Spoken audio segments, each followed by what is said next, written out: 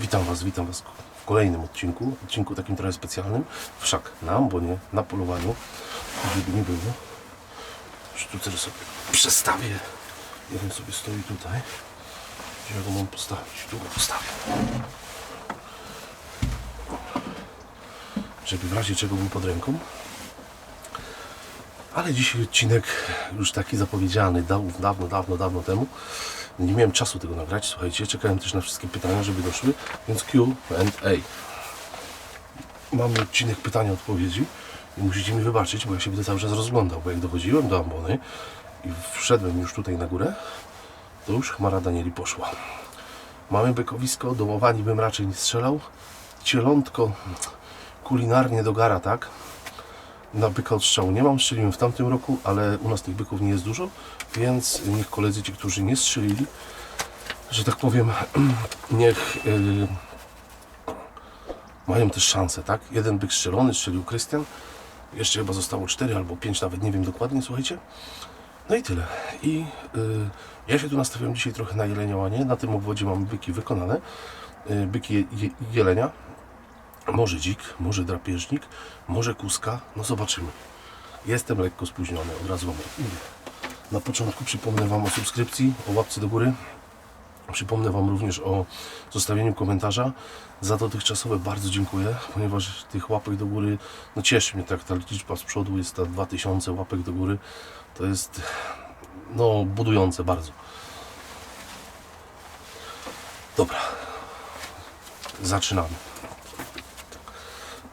Jeżeli kogoś tutaj nie mam wydrukowanego, to może być taka sytuacja, że ja zrobiłem specjalnego maila do pytań, a niektórzy zadawali mi w formie Messengera i tak dalej. Ja oczywiście tego nie byłem w stanie zebrać, bo ten czas, w którym dostałem te pytania, się przemielił. Jeżeli będziecie mieli jeszcze jakieś pytania, to pod tym filmem zostawię Wam adres mailowy, na którym możecie wysyłać wszelkiego rodzaju pytania. Przystępne Q&A zrobimy, jak najbardziej. Niektóre pytania, od razu Wam zapowiem, były idiotyczne, durne, niektóre były od eko, więc ja je z automatu odrzuciłem, tych pytań nie będzie. Ściągnę sobie tą lornetkę. No i dobra, lecimy. Czy zastanawiałeś się kiedyś nad zakupem blazera BD14? Co myślisz o tej broni? I uczciwie Wam powiem tak, zastanawiałem się i myślę cały czas, czy sobie go nie kupić. Natomiast ja jestem fanem broni łamanej. Dla mnie to przychodzi z czasem, moi drodzy. To przychodzi z czasem. Zawsze mi się broń łamana podobała. Broń kombinowana, drillingi, kniejówki, ekspresy. To jest takie bardzo mocno myśliwskie, tak? Sztucer ma rodowód wojskowy, wojenny, że tak powiem nawet. Natomiast dla mnie broń łamana to jest taka kwintesencja polowania. I o BD14 myślałem, od razu powiem zestawienie kalibrów, jakie by było, jakbym go zamawiał.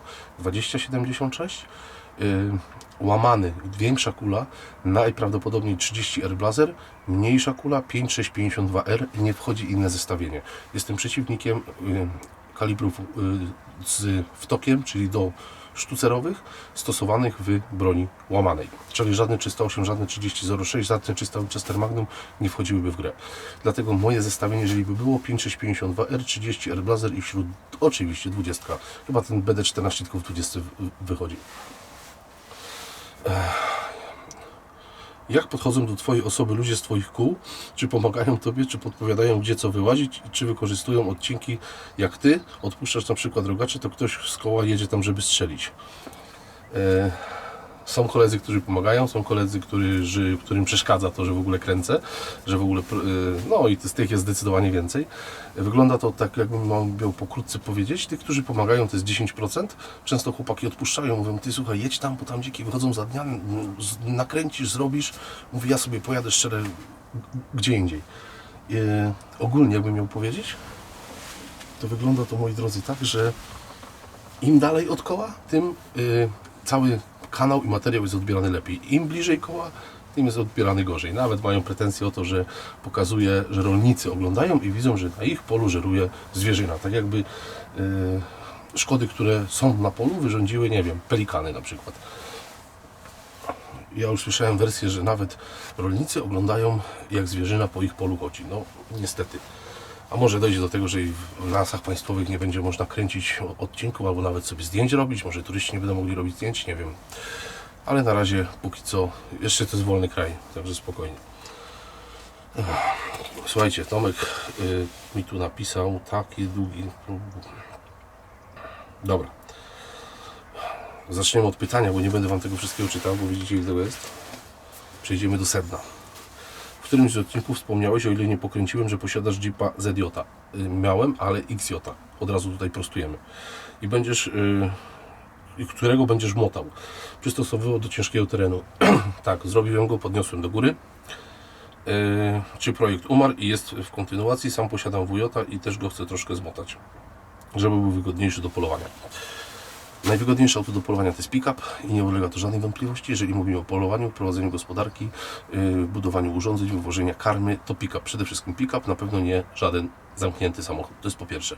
Po drugie, odnośnie mojego Jeepa, tak, był XJ, jeździłem nim długo, 2 lata. Porobiłem, podniosłem do góry, zrobiłem lift, 4 cale, wrzuciłem koła 33-calowe, to było 4 litry benzyna z automatyczną skrzynią biegów. Porobiłem wyciągarka, zderzaki metalowe i tak dalej i go sprzedałem. Także koniec, można powiedzieć, że projekt umarł. Zrobiłem to, co chciałem, auto świetne, nieawaryjne, polecam, jeżeli ktoś szuka, natomiast mi się odwiedziało i po prostu sprzedałem.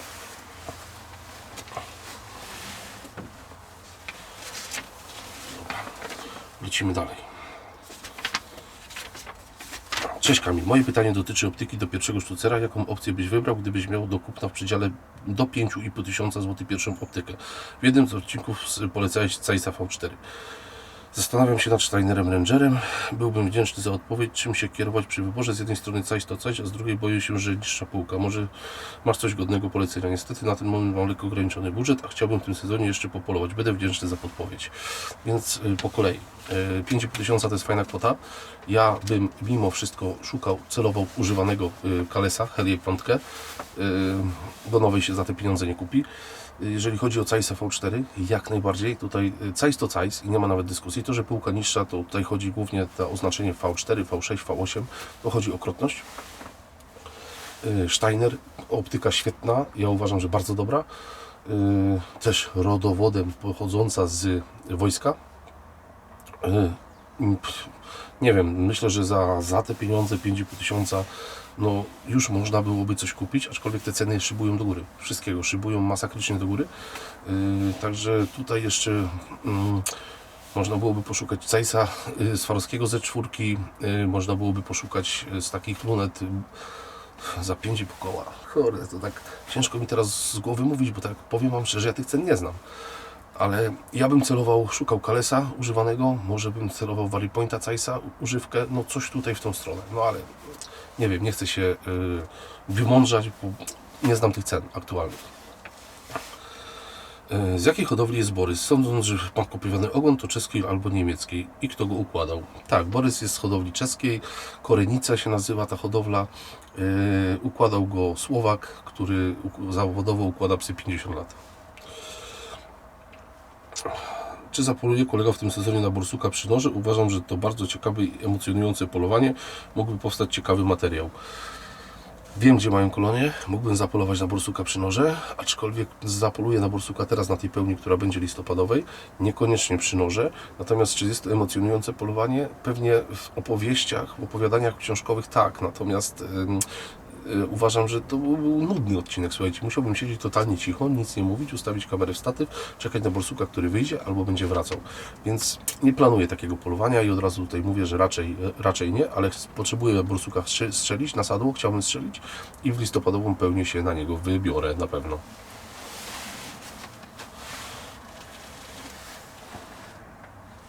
Nie ma nic na razie. Dobra, Kuba pisze. Czy mógłby Pan się wypowiedzieć na temat Marcina Kostrzewskiego i kanału Marcin z Lasu? Nie znam kanału i przyznaję się bez bicia, że miałem sobie ten kanał zobaczyć, ale no nie miałem kiedy. Jakoś mi uciekło i nie miałem kiedy. Dobra, następne pytanie. Jestem myśliwym z terenu Wielkopolski, okręg leszczyński. Od niedawna jesteśmy w strefie niebieskiej. Łowczy naszego koła daje dziki sanitarne tylko swoim wybranym kolegom. Pozostałym kolegom odmawia wydania odstrzału i w wulgarny sposób tłumacząc to tym, że ci koledzy, którzy strzelają sanitarne dobrowolnie, pod przymusem oddają pieniądze do koła, a inni by tego nie zrobili. Mnie osobiście nawet nie zapytał, czy oddałbym od razu, tylko od razu zostałem uznany za tego, który nie odda. nie dostanę, bo nie. W takim przypadku co w takim przypadku mamy zrobić? Do kogo się zgłosić? Czy to normalne, powszechne zachowanie w skali kraju? Takie zachowanie jest niezgodne z prawem, to jest po pierwsze, więc jeżeli myśliwi się na to godzą, no to jest ich sprawa. Do kogo macie się zgłosić? Do zarządu okręgowego, nie chcę Wam za dużo mówić, bo to też wyjdzie na to, że ja już w zarządy niektórych kół po prostu mnie nienawidzą, to ja o tym doskonale wiem, bo mi koledzy z całej Polski dzwonią, bo niektórych ludzi uświadamiam i mówię, w którą stronę, co jak należy zgodnie z prawem zrobić. Natomiast tutaj w tym przypadku zarząd okręgowy powinien się tym zająć. Dróg jest kilka, także zarząd okręgowy, weterynaria, może jeszcze, to jest po prostu, słuchajcie, to jest jeszcze tak zwany beton w kołach, tak? I jeżeli nie będziemy z tym walczyć i nie przestaniemy się bać tego betonu, no to on sobie dalej będzie tworzył prywatę. A jeżeli zaczniemy to robić zgodnie z literą prawa, tak jak to powinno wyglądać, i zgłaszać takie incydenty do odpowiednich służb, to się bardzo szybko skończy. Uwierzcie mi, że to się bardzo szybko skończy. Kamilu, kto w rodzinie zaszczepił w Tobie pasję do polowań? Jak zaczynali Twoi przodkowie? Z jaką bronią wtedy polowali? I może przytoczysz jakieś wspomnienia z takich polowań z dzieciństwa? Daszbur Mateusz. Kto zaszczepił? Moi drodzy, zaszczepił we mnie dziadek. Z jaką bronią polował? Odpowiadam. Polował pierwszą jego bronią była bok czeski ZH-301 albo 304, nie pamiętam. Umówmy się, bok ZH. Później kupił kniówkę, nie dokupywał luf kiniowych, tylko kupił kniówkę czeską ZH 324 7,57 na 16. Bok był w kalibrze 12. Do dzisiaj ta broń jest u nas w rodzinie. Chyba mają mój brat. Nawet już teraz nie powiem Wam.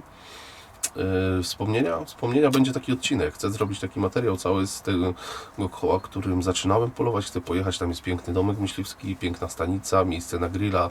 Łowczym w kole jest mój wujek, notabene 3 lata ode mnie starszy, brat mojej mamy. Poluje w tym kole mój brat, więc myślę, że taki odcinek zrobimy, ponieważ chciałbym uwiecznić jeszcze te osoby wiekowe, które jeszcze do tej pory polują tam w tym kole, a znamy się łowiecko 30 lat. Naprawdę, bo od takiego śpika jak bądź Stasiu biegałem z nimi po polach, polowaliśmy na zające wtedy. Stałem z dziadkiem na stanowisku, chodziłem w nagance jak 8-9-letni chłopak, tak? Więc za mną już takie 30 lat przebywania w towarzystwie myśliwych, tak? Od strony polowania, od strony biesiadowania, od strony gospodarowania i tak dalej, i tak dalej. I tam bardzo chcę taki odcinek nakręcić, uwiecznić, bo tych kolegów zaczyna nam brakować, więc będzie pewnie parę wspomnień. Chciałbym zebrać tych kilka osób, które do tej pory polują jeszcze czynnie i nagrać coś takiego. Także coś będzie takie bardziej obszerne rozwinięcie tego pytania w Q&A. Chciałbym zadać pytanie do odcinka Q&A, które brzmi następująco. Co sądzi Pan odnośnie tego, że dzieci nie mogą jeździć na polowania? No co sądzę? No to jest złe. Słuchajcie, to jest złe. Jest to niezgodne z konstytucją. Jest to widzimisię pojedynczych osób w tym kraju, które rządzą tym państwem, moim zdaniem źle, narzucają nam swój styl życia. Mi to nie odpowiada. Bardzo mocno mi to nie odpowiada. No, ale co ja mogę zrobić? No słuchajcie, ja uważam, że to jest złe, natomiast jedyne co mogę zrobić, to swoje dzieciaki zabieram, nie na polowanie, tylko zabieram je do lasu, jedziemy wykładać sól, jedziemy, a jak dzisiaj rano byłem ze Stasiem, objechaliśmy sobie, byliśmy na Nęcisku, pojechaliśmy w góry, pochodziliśmy, uczę ich rozpoznawać tropy, pokazuję im wszelkiego rodzaju ptaki, które spotykamy, czy jest to dzięcioł, czy jest to sójka, czy widzimy myszłowa, tak? Uczę go łowiectwa, uczę go przyrody polskiej, nie korzystając z polowania, tak? No nie mogę go zabrać na polowanie, no po prostu go nie mogę zabrać i mnie krew zalewa nagła, że nie może tu ze mną siedzieć i nagrywać ze mną tego odcinka, bo tu w rogu stoi sztucer. I ja jestem wpisany w książkę i on nie może ze mną tutaj być. To jest po prostu absurdem. Sam chodziłem od dziecka. No ale co? No, możemy sobie tu dywagować i gadać. No niestety, tak to jest. Mieszkam na co dzień w Wielkiej Brytanii. Borys jest tam na dole, widzę, że coś mi wstał i zaczął spacer urządzać sobie.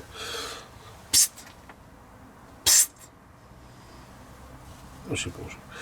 Mieszkam na co dzień w Wielkiej Brytanii. Chciałbym połączyć to z odbyciem stażu w Polsce. Czy jest taka możliwość?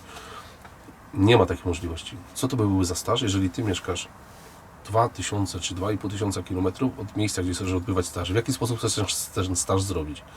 Staż to jest przebywanie w łowisku, to jest uczenie się łowiectwa, to jest chodzenie na prace gospodarcze, to jest budowanie urządzeń, to jest chodzenie z wprowadzającym na polowanie, to jest obecność na polowaniach zbiorowych, to jest obecność na, moi drodzy, to jest obecność na biesiadach myśliwskich, być może na kursach dla sygnalistów, to jest pojechanie raz, dwa razy na zawody strzeleckie, to jest odwiedzenie konkursu psów, to jest pełny staż. Jak można ten staż odbyć, będąc tam w Wielkiej Brytanii? No online? No nie, to się online nie da zrobić. Poza tym taki staż nie miałby żadnej wartości, totalnie.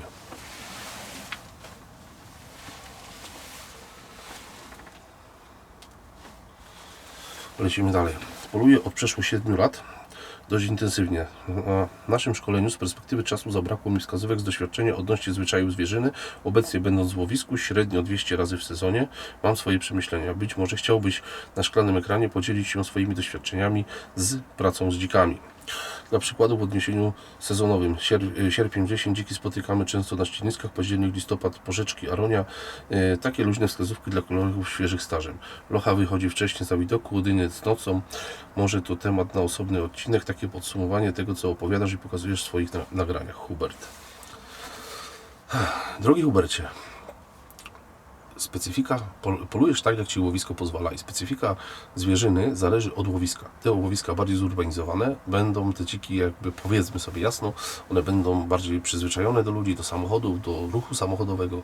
Te łowiska, które są mniej zurbanizowane, na przykład będzie ta zwierzyna wychodzić wcześniej, będzie się pokazywała wcześniej, ale tego się nie da zrobić. Słuchajcie, każde łowisko jest specyficzne, jest inne. Ja mam takie łowisko, że ja na jelenie mogę być o godzinie 13, polować do 15 i też tą łanię gdzieś strzelę. Natomiast niektórzy mają takie łowiska, że no muszą jechać te dosłownie 5 minut przed zachodem słońca, żeby tą łanię strzelić, tak? Więc no nie chce się tutaj. To jest, moim zdaniem jest to trudne, aczkolwiek jedyną wskazówką, którą mogę tutaj dzisiaj podać, to zwierzyna jest tam, gdzie jest żarcie. I ona idzie po prostu za pokarmem. I jeżeli mamy ścierniska, no to wiadomo, że tam będzie zwierzyna, bo kombajn, nie ma kombajna jeszcze takiego, który zbiera w 100% całe ziarno. Nie ma takiego. Jeżeli mówimy, że w okresie jesiennym dziki lubią przebywać w lesie, dlatego, że sypnie dąb, sypnie bóg, mamy ogólnie dary lasu, wtedy już gdzieś tam jabłka są, opadowe gruszki i zwierzyna tam jej trzeba szukać. Więc tutaj zwierzyna przysuwa się za pokarmem. To, że dzisiaj tutaj dziki spotkamy, to będzie takie mało prawdopodobne, aczkolwiek nie niemożliwe. Natomiast byśmy tu przyjechali. No, widzieliście w kwietniu, bo to z tej ambony udało się dublet do dzików zrobić, tak? Jeszcze prezes był z nami. No to było super, tak? Wyszły za dnia, można było spokojnie nagrać, spokojnie strzelić, ale wyszły, bo to był świeży zasiew. Więc jeżeli tutaj zboże dojrzewa, no to one w tym momencie tutaj przychodzą, tak? Natomiast teraz nie ma nic. Tu jest jakiś tam rzepak, taki chyba na poplon posiany, nie wiem, lichy strasznie. Spodziewam się tu bardziej zwierzyny płowej niż czarnej, aczkolwiek niewykluczone, że tego dzika tutaj nie będzie, z tym, że latem w miesiącach od maja do września można by go było spotkać tutaj dużo szybciej i to polowanie na dziki byłoby tu pewniejsze, więc jeszcze raz Wam powiem, zwierzyna idzie za pokarmem.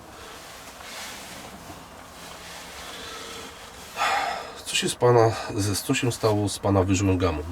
Gama poluje ze świętym Hubertem, niestety zginęła tragicznie. Nie mogłem dojść do siebie przez kilka dni, bo nie zginęła od razu. Leczyliśmy ją weterynaryjnie 14 dni. Miała wypadek i powiem Wam, że miała bardzo mocno połamaną miednicę. No i niestety weterynarz sam stwierdził, że tutaj było zaburzone, najbardziej zaburzone były czynności fizjologiczne, czyli oddawanie moczu i kału i tutaj to nie wróciło po 14 dniach do normy, no i padła decyzja, że trzeba psa uśpić. No i nie mogłem dojść bardzo długo przez to. Gdzie w Polsce najlepiej oddać psa do wyszkolenia, tak jak to zrobił Pan z prezesem i jakie są koszta? Koszta są różne, zależy od menera, zależy od prowadzącego psa, zależy jakiego psa. Są fachowcy, którzy układają świetnie tropowce, posokowce, są fachowcy, którzy układają świetnie wyżły i są fachowcy, którzy układają świetnie dzikarze.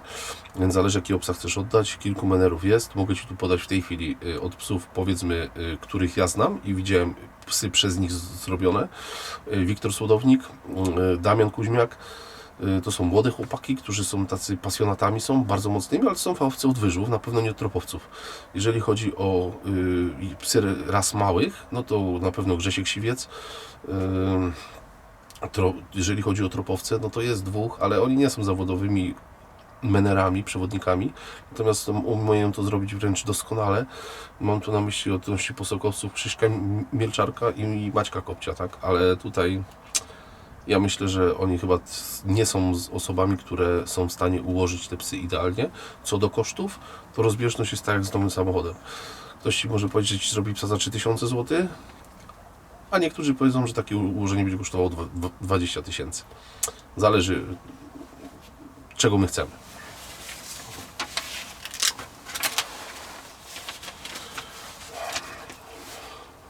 Czy będzie w tym roku polowanie na muflona?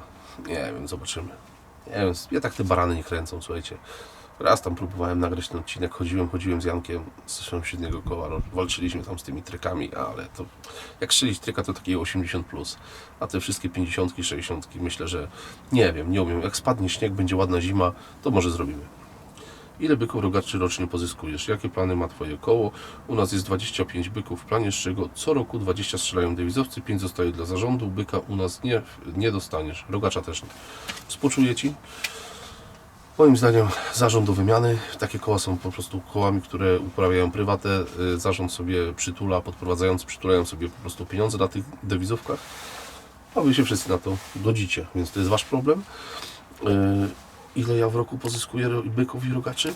Ja dużo poluję gościnnie, słuchajcie. Gdzieś tam jeżdżę do brata dookoła, gdzieś tam byłem u Roberta pod Warszawą, jeżdżę trochę gdzieś tam na Pomorze, trochę na Śląsk, więc w sumie to byków w tym roku to tak mało. Ja 2 byki strzeliłem w tym roku, 3 przepraszam, 3 byki strzeliłem w tym roku, więc szału nie było. Jednego byka dostrzeliłem na polowaniu zbiorowym. Rogaczy różnie, 15-20, to zależy od sezonu, zależy gdzie pojadę.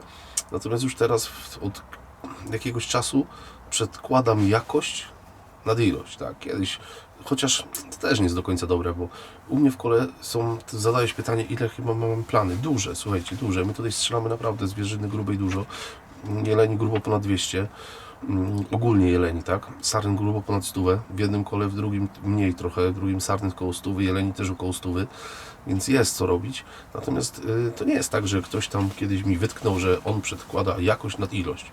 No to ja zapraszam. No, przyjechał na Szkody, zobaczył jak to wygląda, jak te jelenie te rzepaki zjadają.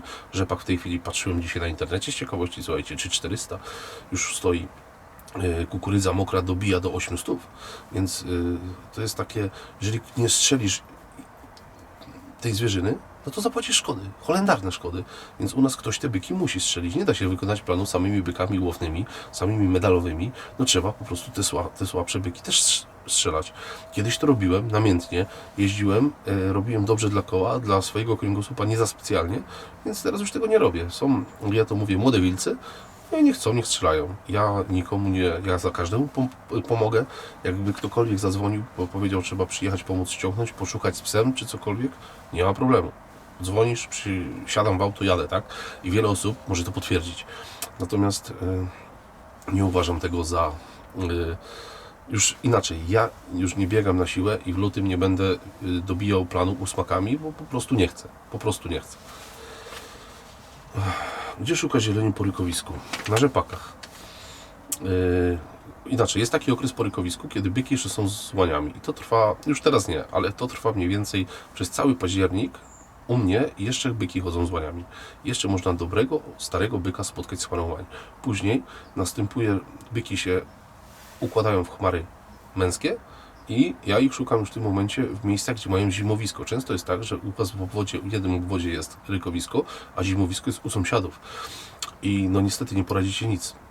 Ja szukam już jeleni w tym momencie po rykowisku tylko przy rzepakach, przy oziminach, bardzo często też szukam jeleni, słuchajcie, gdzie rośnie czeremcha, gdzie rosną liściaste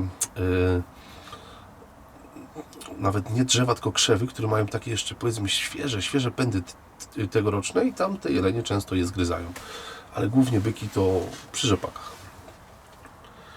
Jaka najlepsza Twoja amunicja zdaniem do 7,64? Poluje ze starą jednostką ZKK 600. Fajny sztucer, który miał trochę kiepskie lufy, ale jeżeli lufa jest ok, można później wymienić. To w 7,64 polowałem 10 lat. To był mój pierwszy sztucer, którego to od taty dostałem. Malnichera klasika w 7,64 polowałem z RWS-em TIG-iem. Najlepsza elaboracja dostępna. Od razu TIG, teraz to jest Uni chyba się to nazywa. Ja strzelałem 11,5 grama. Doskonały pocisk. Do 7,64 mega. Mega dobry pocisk. Mały terenowy samochód do 20 000, teren bez większych wzniesień, bagien pomoże. Co z Twojego doświadczenia warto mieć? Jimmy, aczkolwiek do wożenia zwierzyny koszyk z tyłu, no bo ciężko wozić powiedzmy w Jimmy jeszcze jakiegoś tam większego dzika, czy łanie, czy byka. Natomiast ja jeszcze raz powtórzę, tutaj bo już padło to stwierdzenie, że najlepszy do polowania jest pick-up. Ile kosztowało Ci ułożenie Borysa, ile czasu i pieniędzy? Jestem wielkim jego fanem. O pieniądzach nie będziemy rozmawiać tutaj. Ułożenie Borysa to jest rok czasu. To jest rok czasu. Żeby ten pies miał zrobione pole, wodę i las. Las na tym poziomie, co ma, widzicie? Widzieliście, jak pracował na gęsiach, gdzie pierwszy raz w życiu nosił gęsi. Przed nami polowanie na zające, gdzie też polowanie na bażanty w tamtym roku polowaliśmy. Więc jeszcze raz powtórzę, takie ułożenie psa to jest rok czasu.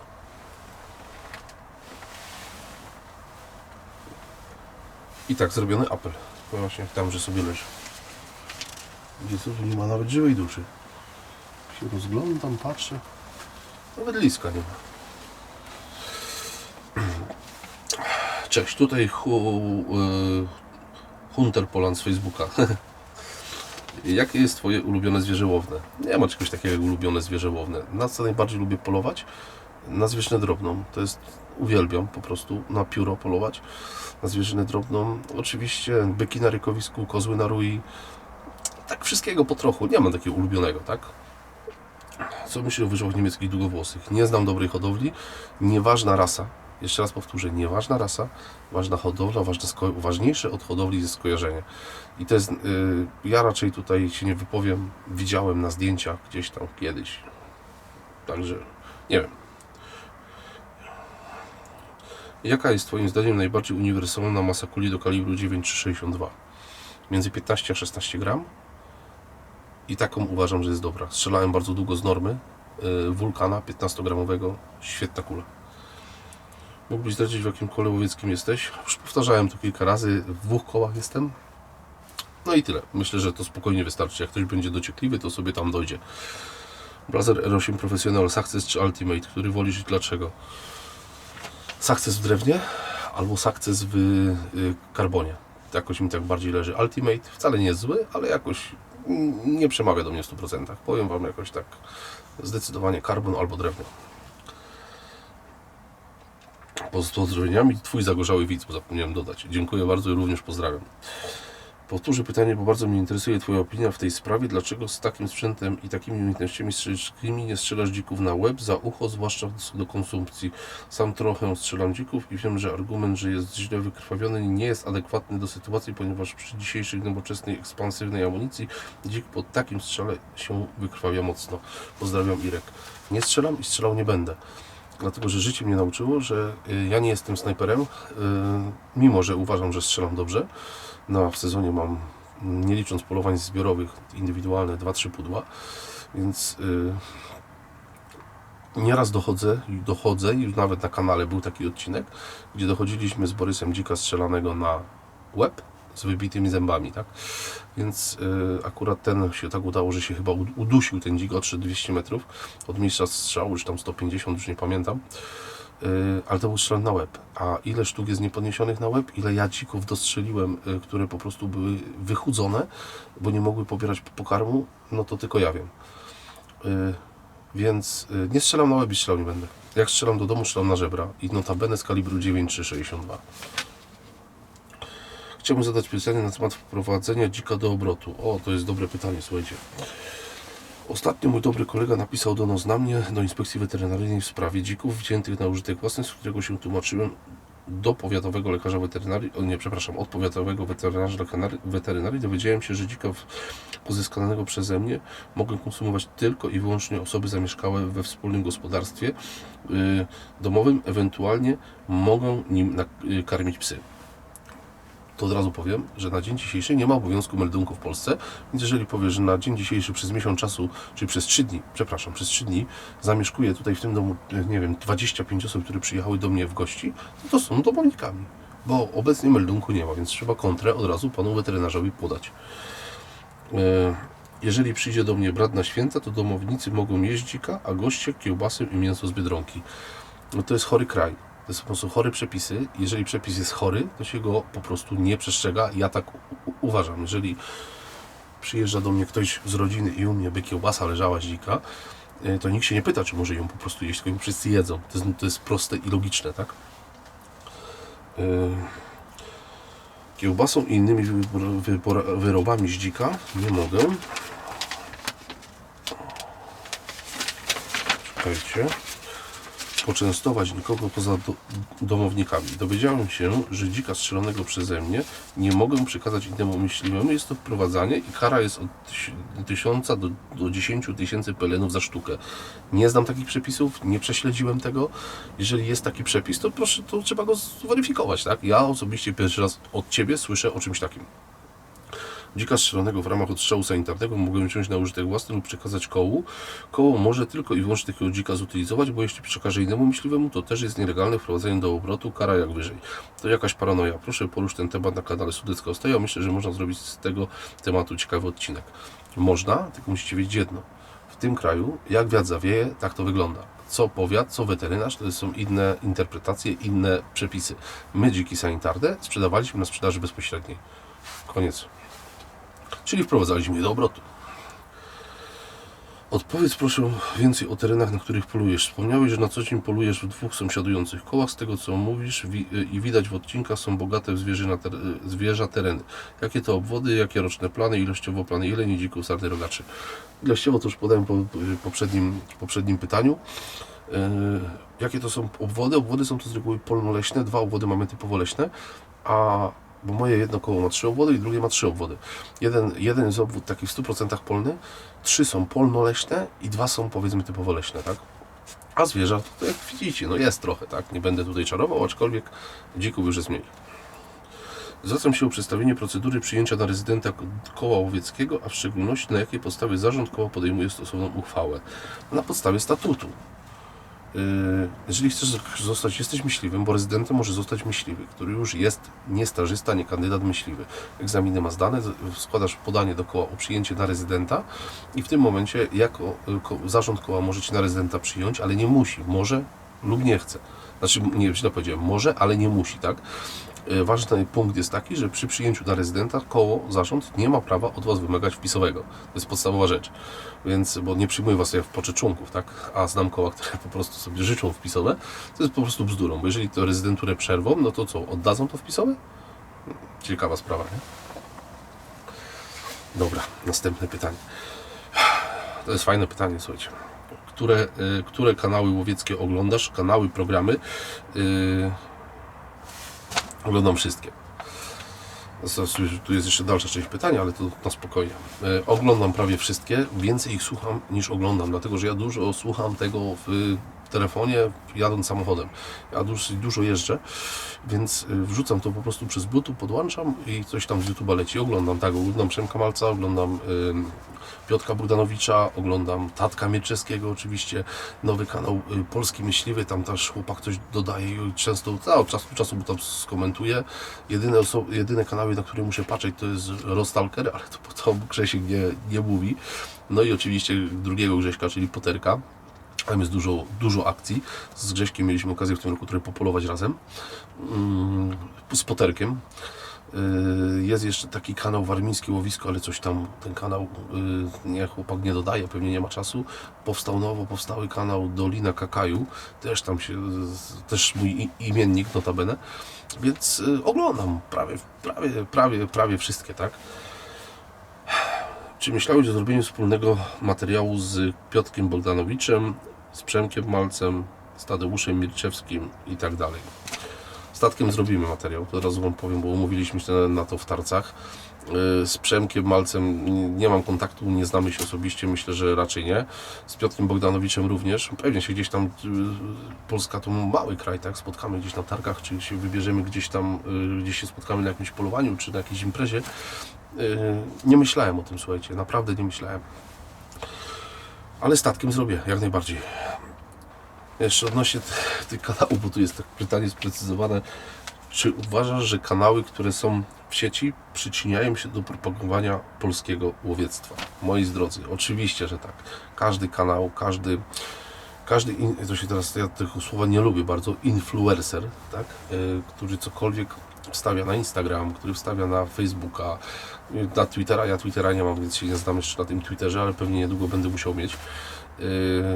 Każdy kanał YouTube'owy, który szerzy prawidłowe łowiectwo, jest moim zdaniem dobry.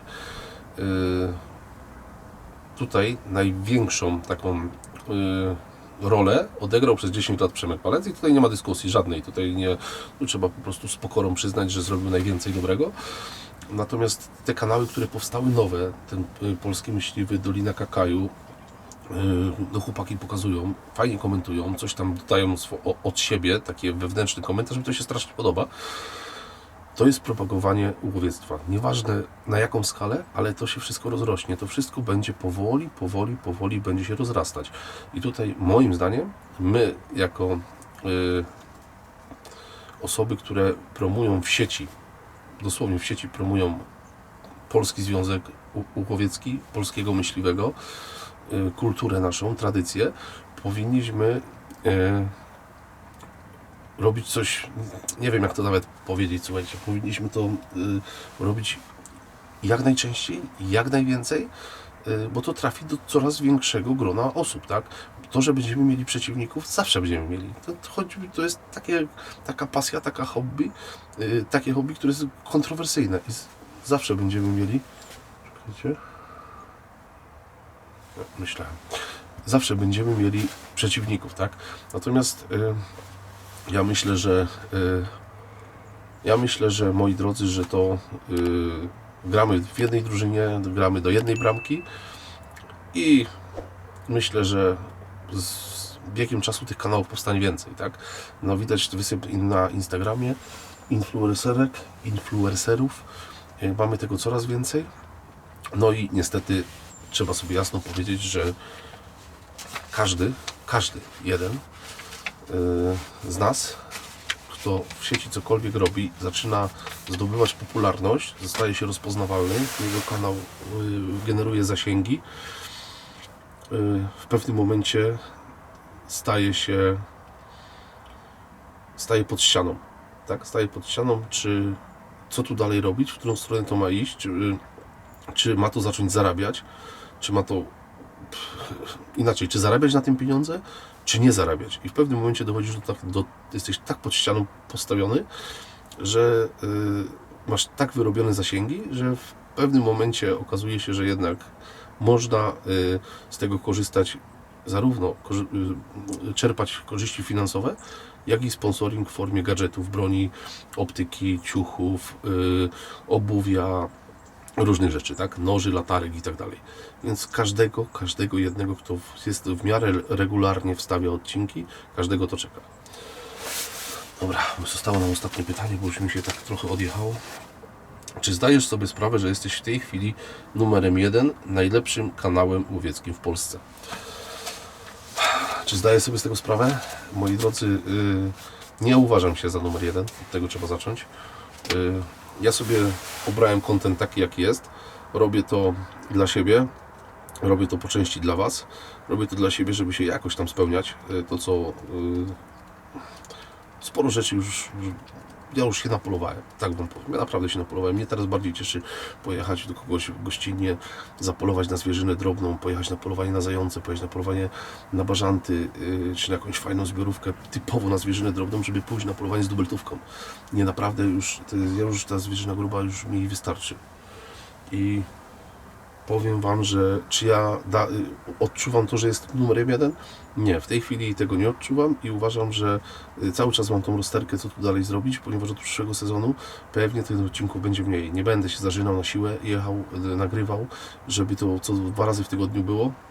Zobaczymy, jak to będzie wyglądać, bo na chwilę obecną kosztuje mnie to masę czasu. Także to było ostatnie pytanie od Was, więc więcej pytań nie mam. Q&A uważam za zakończony. Jeżeli się coś tu jeszcze wydarzy, chociaż tu się nic nie chce wydarzyć, słuchajcie, nawet sarny nie ma. Myślałem, że może tu nam jakieś zieleni wyjdą. To Wam coś jeszcze pokażę oczywiście do tego odcinka. No ale niestety widzę, że tutaj kompletne zero. Nic się nie dzieje, ale czasem tak jest, że jest taki dzień, że ta zwierzyna po prostu nie ma ruchu zwierzyny. No i dzisiaj jest ten dzień. Dobra, także jak będziecie mieli jeszcze jakieś pytania pod filmem w opisie zostawię Wam, moi drodzy, adres mailowy. Będę nagrywał następny odcinek, to oczywiście Q&A, no to w tym momencie to pytanie się tam pojawi. I tyle, nie zadawajcie pytań w komentarzach, bo komentarzy jest dużo i po prostu to mi ucieknie, zapomnę, a na tym mailu, jak sobie to tam będzie wisiało, to co wisi, to nie utonie. Także pojawi się w następnym odcinku. No i zbliżamy się do takiego jubileuszu małego, słuchajcie, do 100 odcinka, ale nie wiem, czy jak ja Wam to teraz mówię, czy to już jest po 100 odcinku, czy to będzie przed 100 odcinkiem, bo już mam coś tam ponagrywane, coś tam porobione, no nie wiem, zobaczymy. Także no może nie będę więcej mówił, bo może ten Q&A się ukaże, jak już ten 100 odcinek wyjdzie. Także do zobaczenia i jeszcze się nie żegnam, bo może nam to święty Hubert tu jeszcze wystawi. Taką wisienkę na torcie po tym odcinku przegadanym. Także do zobaczenia, albo już mówię daszbur, albo do zobaczenia. No i wróciłem, jestem, bo są Daniele, słuchajcie. Czekajcie, sobie tę kamerę przestawię. Teraz Wam pokażę, bo są Daniele. Nie wiem, czy jest byk, bo to wszystko szybka akcja jest. O, oczywiście teraz, żeby nam tu jeszcze wyostrzyło. No, zbieraj się. Lecimy. O. Mamy Danielki. Cyk. Czekajcie, gdzie one się tu pochowały. A i są. Ale byka żadnego nie widzę, ani nie słyszę.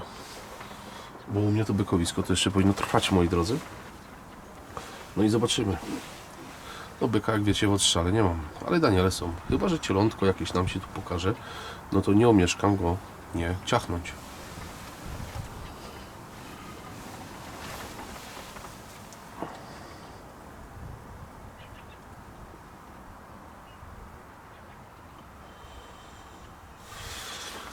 No nic, fajnie, że te Daniele są. One gdzieś tam mocno się tam patrzą do tyłu, tam mogą być zielenie z tyłu jeszcze, słuchajcie. No ale nic, niestety, no zobaczymy. Może byk wyjdzie, może któremuś z kolegów tutaj podeślę info, żeby przyszedł sobie byka strzelić. No ale nic, poczekamy, zobaczymy. Wiecie, mi się tutaj coś od tego... Były Daniele, były sarny, wszystko już się robi coraz ciemniej. Do nagrywania jest to naprawdę teraz już coraz trudniejsze. No i tyle. Bierzemy się. Pakuję cały mandżur. O, czaple lecą. Pakuję cały mandżur i widzimy się na następnym odcinku. I tyle. Widzimy się w kolejnym materiale. Zobaczymy, jak to tam wyjdzie. Czy będziemy się widzieli z łowiska, czy będziemy się widzieli z polowania zbiorowego, indywidualnego. Nie mam zielonego pojęcia. Także Was zapraszam do subskrypcji, dzwonka, kliknięcie dzwonek, to nie przegapicie żadnego odcinka, dostaniecie powiadomienie, zostawcie łapę do góry, pytania macie, zadawajcie. A ja się zbieram i do zobaczenia w kolejnym odcinku. Daszbur.